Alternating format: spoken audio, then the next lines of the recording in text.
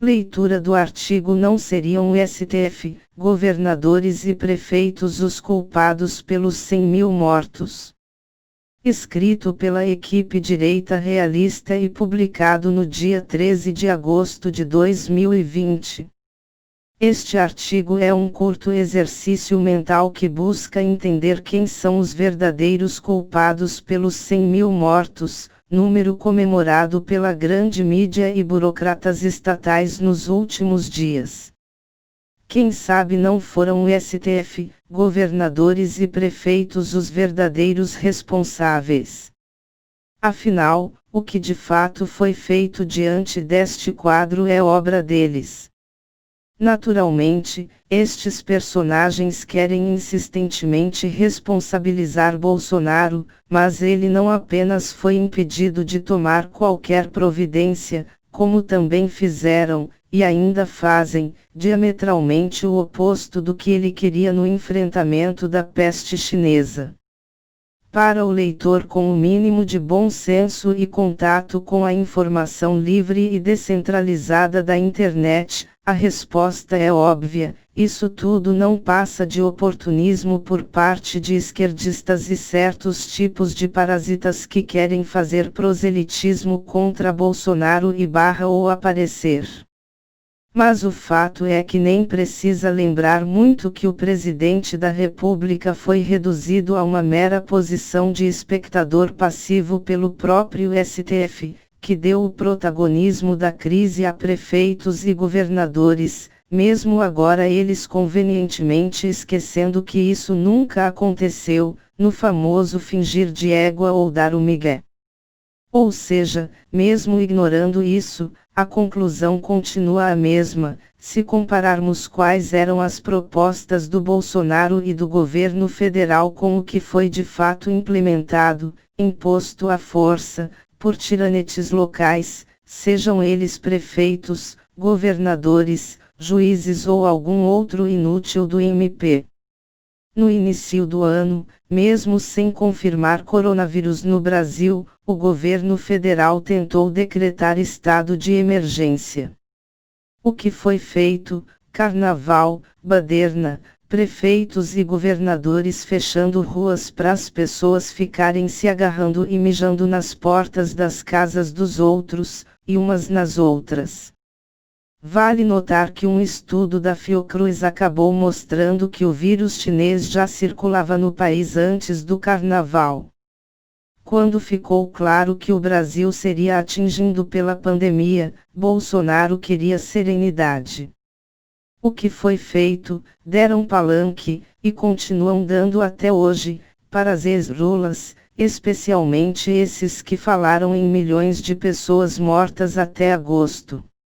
Houveram também a constante divulgação de números inflados de vítimas da doença, a construção massiva de covas sem necessidade e outros estímulos à histeria. Cabe destacar que o país tem um grande número, se não o maior do mundo, de pessoas curadas e o menor número de mortes por milhão, fatos raramente mencionados por aí. Sob influência dos palpiteiros supracitados e do estelionato midiático, começou o papo de lockdown.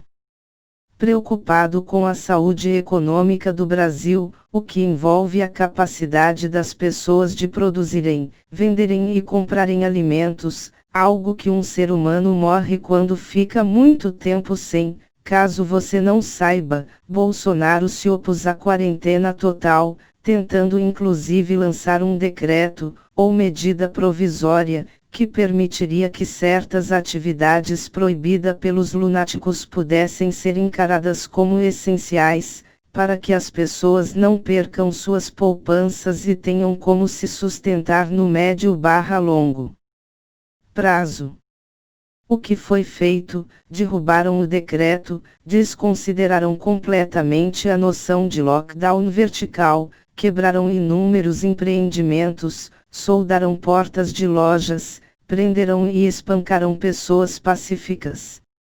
Em suma, quem já não é rico ou mama dinheiro público, que morra de fome.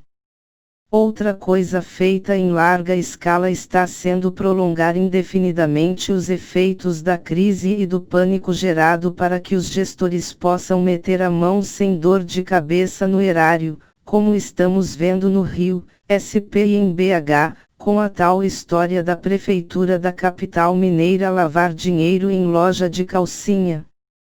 Vale notar a piada que o auxílio emergencial, algo que, não obstante dá algum alívio mínimo às pessoas mais pobres no curto prazo, vai trazer consequências nefastas que podem gerar ainda mais pobreza. A constante pressão para o alargamento da base monetária para bancar custos estatais também entra nessa dinâmica. Ou seja, isso não pode ser solução para a crise econômica. Logo que surgiram especulações sobre a eficácia da cloroquina/hidroxicloroquina no tratamento da Covid-19, Bolsonaro resolveu apostar no medicamento, o qual tem baixo custo, é genérico, não tem patente, e tem seus diversos efeitos conhecidos por décadas se não séculos.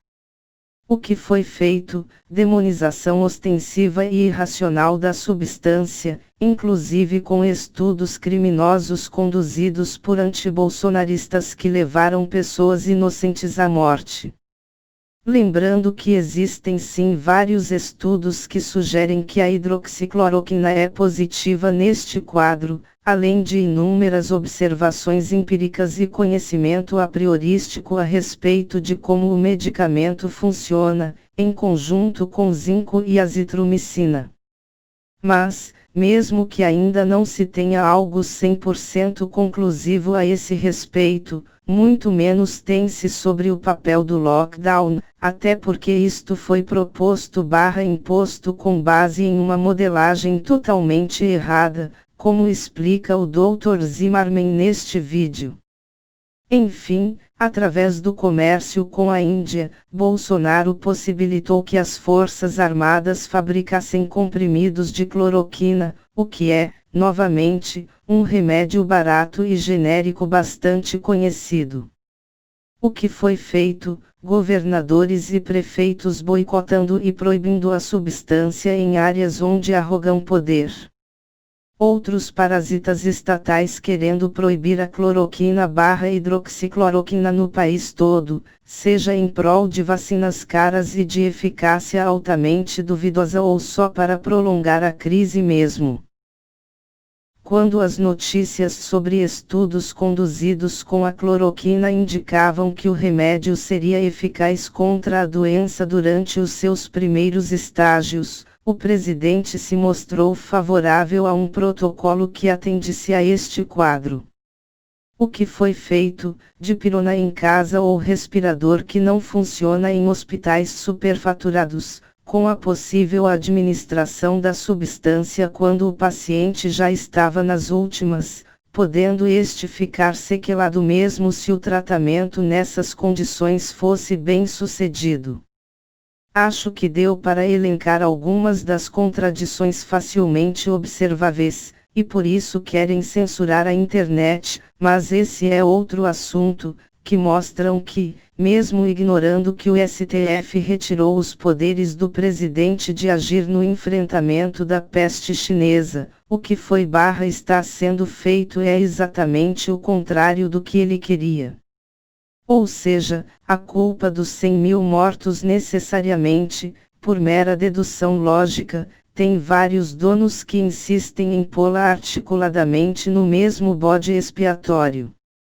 Tudo leva a crer que a responsabilidade é dos outros burocratas estatais, aqueles que realmente conduziram/impuseram tais políticas. O link para o artigo em texto encontra-se na descrição do vídeo. Obrigada.